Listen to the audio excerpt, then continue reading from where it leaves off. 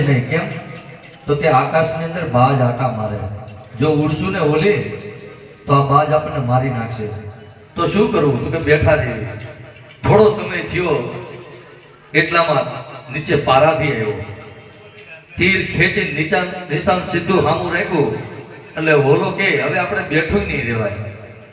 કેમ? તો કે નીચે પારાથી તીર ખેંચીને ઉભો. તો શું કરવું?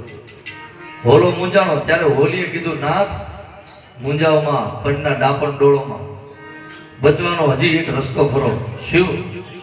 મેં સાંભળ્યું છે જે કરે એ હરિ કરે, હરિ વિના કોઈ કરતું નથી.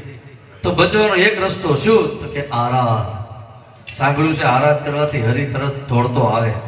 અને હોલા હોલી આરાધ માંડ્યો. વૈકુંઠની અંદર નારાયણે સાંભળ્યો. પોતે ધરતી ઉપર સર્પ બનીને આવ્યા. પાર્થીને માર્યો ડંખ. નીચે પાર્થી મરી ગયો. તીર છટકું સીધું આકાશમાં બાજને લાગ્યું. ઉપર બાજ મરી ગયો.